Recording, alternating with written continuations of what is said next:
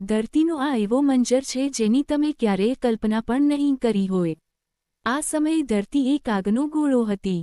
4.5 અબજ વર્ષો પહેલાં પૃથ્વી કોઈ નીલમય દુનિયા નહોતી, પણ એક સળગતું નરક હતું.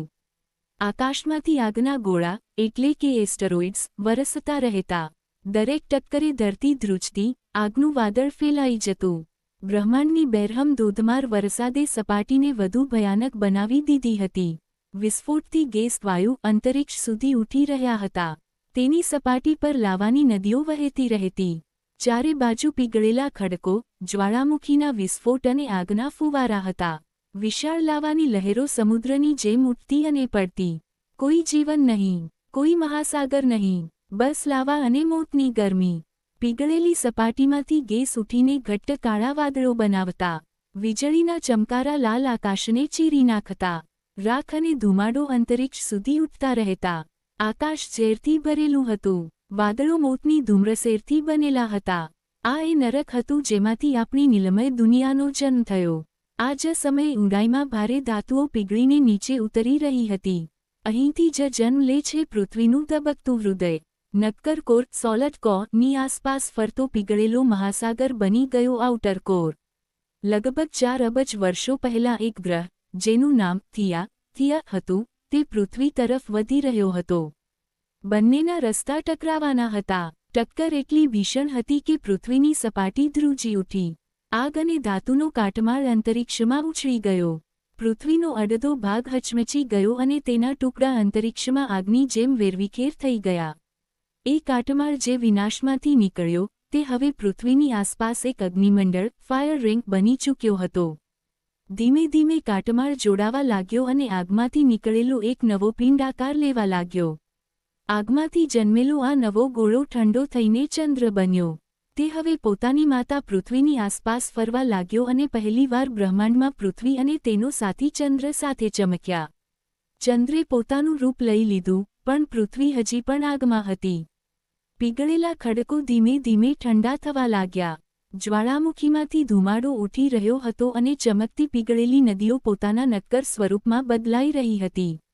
અરાજકતા અને ગરમીમાંથી એક નક્કર ગ્રહનો જન્મ થયો, જે ધીમે ધીમે ધીરજ સાથે જીવન માટે તૈયાર થઈ રહ્યો હતો.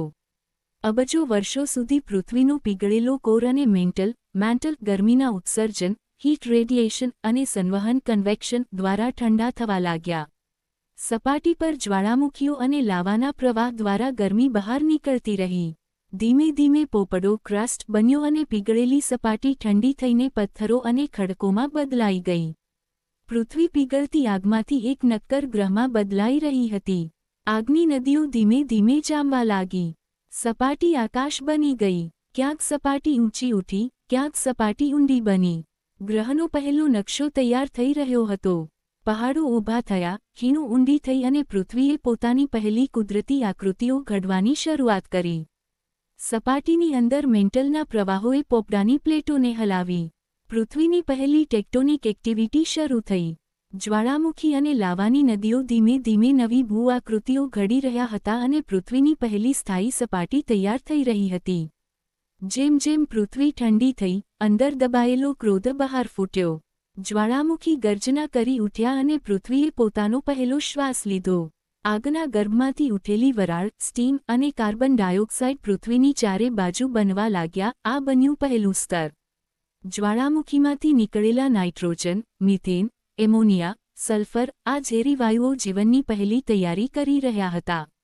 વિસ્ફોટોની અરાજકતામાંથી કણ એકબીજા સાથે જોડાયા, મળ્યા અને બન્યું પહેલું નાજુક સ્તર, વાતાવરણ, એટમોસ્ફિયર. અને આ રીતે જન્મ્યું પૃથ્વીનું પહેલું વાતાવરણ, આગમાંથી બનેલું, વાયુઓથી બનેલું, જે આવનારા જીવનનો પાયો બન્યું. હવે બ્રહ્માંડમાંથી પાણીથી ભરેલા ઉલ્કાપિંડોનો, મીટિયરાઇટ્સ વરસાદ થયો. દરેક ટક્કરે પૃથ્વીને વધુ ઘડી.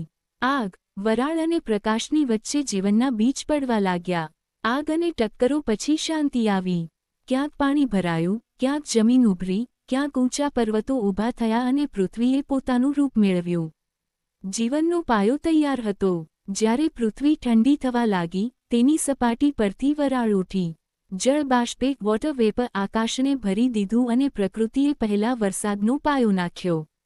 વરાળ ઘટ્ટ થઈને વાદળોમાં બદલાઈ. કાળા, વિશાળ, ડરામણા વાદળો જે ટૂંક સમયમાં પૃથ્વી પર જીવનની પહેલી વર્ષા વરસાવવાના હતા. વરસાદના પહેલા ટીપાં પડ્યા. ધરતીએ તેમને સ્પર્શ કર્યો અને આગે તેમને વરાળમાં બદલી દીધા. આકાશ ખુલ્લું થઈ ગયું. કરોડો વર્ષો સુધી વરસાદ થતો રહ્યો. ધરતી ધોવાતી રહી અને રૂપ બદલાવા લાગ્યું. અસંખ્ય ટીપાંએ મળીને મહાસાગરો બનાવ્યા અને પૃથ્વી નીલમય બની ઉઠી. જીવનનું પારણું તૈયાર હતું. વરસાદ સાથે કાર્બન ડાયોક્સાઇડ મહાસાગરમાં ઓગળી ગયો. વાતાવરણ શાંત થયું અને પૃથ્વીએ પહેલીવાર ઠંડક અનુભવી. લાખો વર્ષોના અંધકાર પછી પહેલી રોશનીએ મહાસાગરોને સ્પર્શ કર્યો અને પૃથ્વીએ પોતાની પહેલી સવાર અનુભવી. સૂરજની કિરણો સાગરની ઊંડાઈઓ સુધી પહોંચી અને ત્યાં અંધકારમાં જીવનની ચિનગારી સળગી ઉઠી.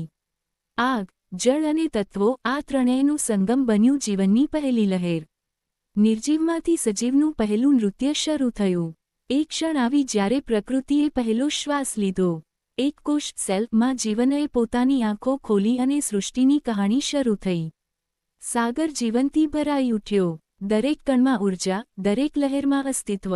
અહીંથી શરૂ થઈ તે યાત્રા જે આજ સુધી ચાલુ છે.